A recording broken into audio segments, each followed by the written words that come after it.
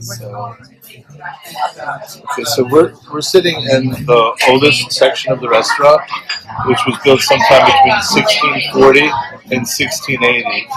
We know that because in 1687 they began keeping the records for the town of Tapan in this room, and the earliest records date back to when Japan got its patent, which was in the year 1687. It took them almost 40 years to get their land grants. And what you needed to get a land grant was a town. And one of the definitions or precursors to a town was that it had to have a public house. Otherwise, there would be no reason for you to go to this place because you needed a place where travelers could come, water their horses, re-provision themselves, and so on. And that was really one of the substantial reasons for towns getting their patents.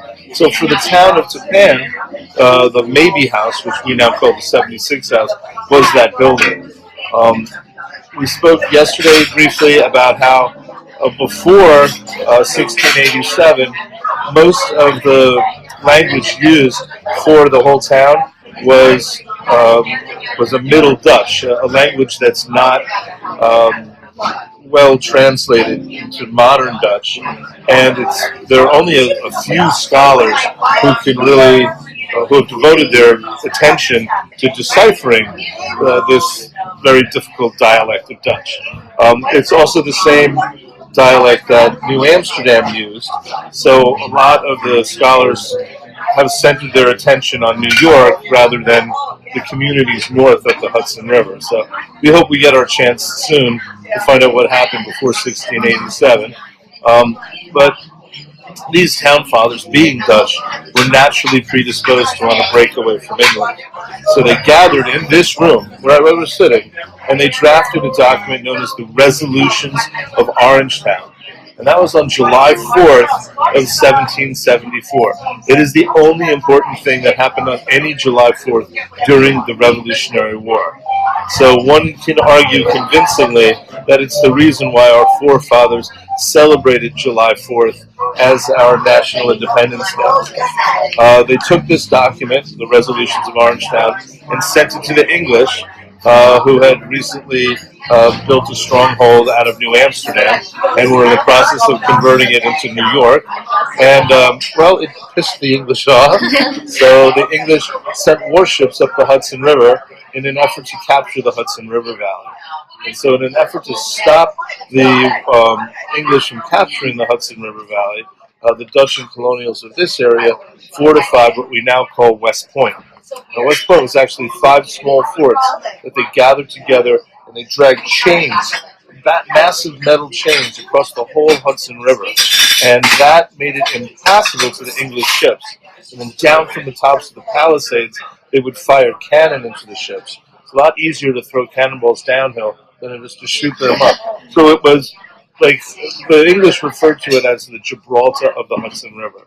It's one of the main reasons why the English didn't have an easy victory over the Americans at a later part in the Revolutionary War. We're talking in the early part of October of 1780 is when Major John Andre was actually captured. That's the intriguing story between Benedict Arnold and Major John Andre, and of course Washington.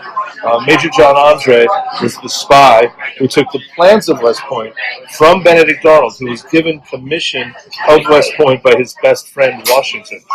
And Washington was here, literally right where we're sitting, when that door opened behind us, and a courier walked in, handed Washington the plans of of West Point, and he opened them and recognized the handwriting of his best friend Benedict Arnold.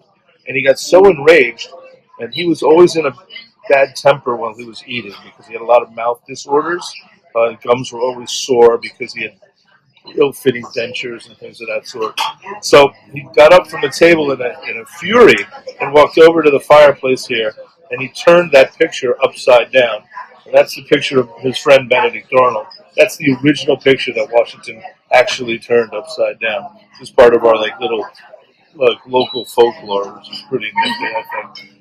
And a lot of people ask a really good question.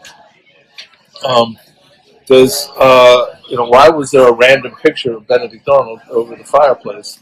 And you have to realize that up until that very moment, on October of 1780, October 1st of 1780, um, Benedict Arnold was the rock star of the Revolutionary War. He did feats of heroism that were unrivaled by anyone in either army. The Battle of Saratoga being a case in point, where he almost single-handedly won the whole battle. He was just brave isn't even the word. It was almost like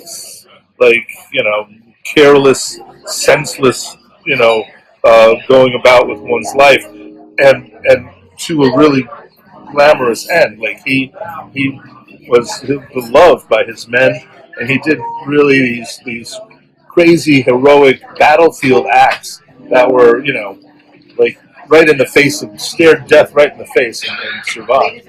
Um, so it was like having a picture of Benedict Arnold in your fireplace was fairly common because he was kind of like the hero of the resistance against the English. So, um, which is I think really neat. So a lot of the Dutch colonies and Dutch taverns had big murals of Benedict Arnold, and so on. Now Benedict Arnold, just to clear the record, he was really badly treated by the Continental Congress, and he was very, he was looked over time and time again. When it came time to promote generals, they would promote, lieutenants to general instead of taking this, really important soldier and making him, an important field commander. And Gates, time and time again, robbed him of all of his thunder, trying to tell Continental Congress that, no, I won the Battle of Saratoga and things of that sort. And it took Arnold's men to actually tell the Congress and rewrite the history that, that's not what happened. And Benedict Arnold was the guy who did all these heroic things. I mean, he assembled our first Navy, and then he crashed all the ships together to block the Hudson River so that the British Armada that was following them couldn't follow them down the Hudson and defeat them. So all the men swam to shore safely, went down to New York. The British couldn't get past all the sunken ships. So the English said, it's October, we'll fight them next year. It prolonged the whole revolution for a whole year, that one act of destroying the whole navy that he just created. So he did things that were so outlandish that you wouldn't even think. I mean, so Washington was not convinced that Benedict Arnold was a traitor until the very moment when he was sitting right where we are and he received those plans. And then, of course, right on the heels of those plans, Major Andre is marched in the front door and locked up behind the door over there. He was held here in this building for 3 days. They had a trial for him in the Dutch Reformed Church diagonally across the street. You should probably go there after here and take some pictures. And then, of course, Major Andre was convicted of spying. And Washington then ordered his execution by hanging. Very specifically, though, because Major Andre was a very well-respected aristocrat on both sides of the war. He was very well liked by Hamilton, who lived on the second floor at the time, Talmadge, who was the leader of Washington's spies.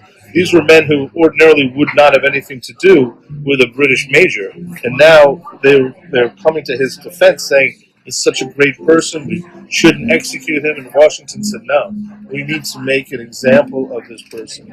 And so Major Andre becomes the first aristocrat executed by colonists. And he's not just executed, he's executed by hanging, which is only what you did to the lowest classes and the worst criminals.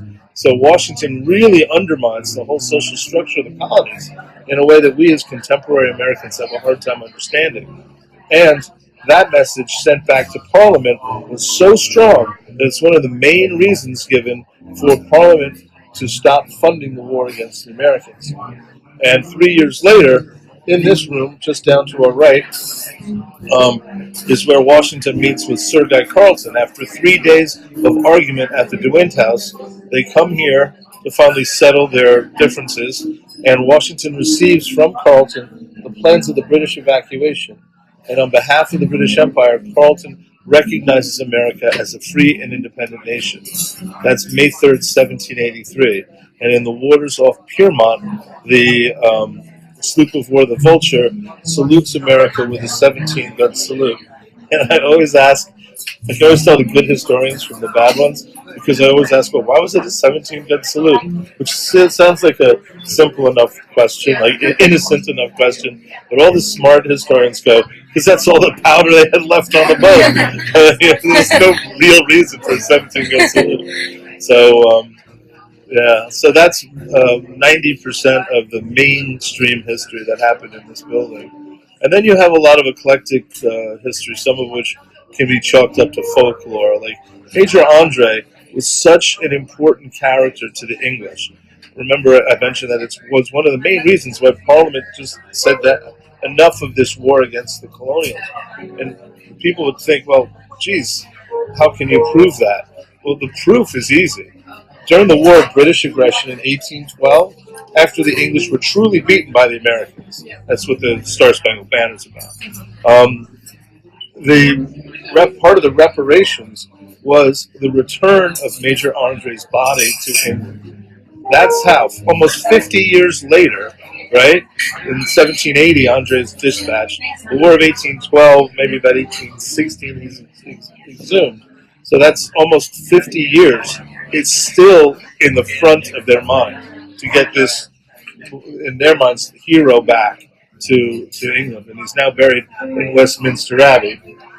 And here's the folklore part, all except for his big toe, which is still in Japan in a snuff box. Oh my God. And I have seen it several times. It's pretty bizarre.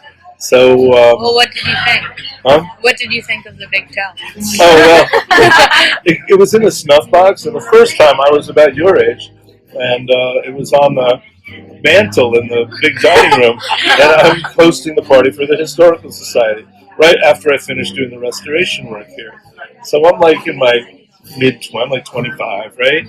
And I'm like, what the heck? This is a part of my collection of knickknacks. And I'm like, pick it up and I'm looking at it. The whole room goes silent because they all know what I'm holding. I have no freaking clue. And then they all start laughing, and I'm like, what? And they're like, open it up. And I like open it up, and there's just like, looks like a cigar butt to me. And they're like, that's Major Andre's toe. And I'm like, ooh. I'm like, don't worry, it's not in your salads. Anyway, that's a true story. Yeah. So there are a couple like specific questions. Okay. I mean, you answered like most of it, but I guess just to narrow it down. Jeez, I hope so. Like what if you were like to put in a bullet point? What are like the main things that this? I guess you could kind of call it a monument. Yeah, memorial. national landmark. Yeah. In fact, this was the 13th national landmark surveyed by the Department of the Interior in 1834, which is kind of cool if you think about it. But there are three things that I really like everybody to take away, regardless of the age of the person I'm talking about. The first is our first Declaration of Independence is called the Resolutions of Orangetown. It's set on a local level. 2 years later, the Declaration of Independence said for the 13 colonies. But also, you have to be realistic. The war had already been going on for 2 years before the Resolutions of Orangetown. I mean, it was skirmishes and so on. But by the time the Declaration of Independence was written, we were in a full-blown conflict with England. It was like window dressing. The English didn't even bother reading it, and they didn't even get a copy for years after it was written. So it's like, it's just for us, really. But the Resolutions of Orangetown was actually sent to the English, and it was something that prompted them to start engaging the Dutch up the Hudson River. So that's number one. And number two, of course, is the Major Andre story, which is much longer and much more intriguing. But you don't have a whole day. I mean, I can tell you a whole day just about Major Andre. He's really an enigmatic character. He was, his boyfriend, Henry Clinton, was the head of the British Army. So he was a very charming fellow. And then his gal pal was Peggy Shippen, who ended up marrying Benedict Arnold. So that's how he was able to communicate to Benedict Arnold so efficiently. And she was like 20 years Benedict Arnold's junior, as was Major Andre. So do the math on that relationship. And then, of course, the end of the war, our real Independence Day, is right here. May 3rd, 1783. The one thing I give Philadelphia credit for is they have a big sign in Independence Hall that says, "Nothing happened here on July 4th, 1776." This is totally true. And 76 is not you could have said 75 or 77 or 74. It's like totally arbitrary. So, if they said July 2nd, that's when Jefferson actually wrote it, and Jefferson was such a genius. I have a favorite quote from, not my favorite president, but Kennedy made a speech, and all of the heads of state were assembled for his first White House dinner party. And so you had kings and queens and prime ministers and everybody who mattered in the Western world, basically, in the White House dining room. And his first remarks to all these people were, there's never been an assemblage of such grace and intelligence since Jefferson dined alone in this room. So, I love that, because Jefferson's such a brilliant person. Anyway, of course he died impoverished, but that's, like in so many of our, it's weird. So those would be the 3 bullet points. Yeah.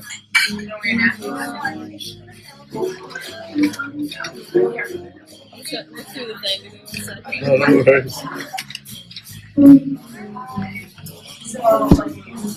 I did see that doing the Declaration of Orangeburg up on the the wall. over there. Yeah. It's like a copy of that whole thing. It's kind of like an abridged version that was printed by the Historical Society.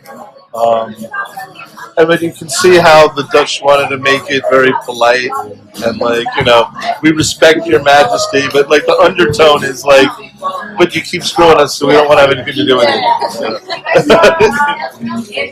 I think they're Oh, my pleasure, guys. So, all right. I got to sit down for half an hour, so help me out. All right, ladies, if you need anything extra.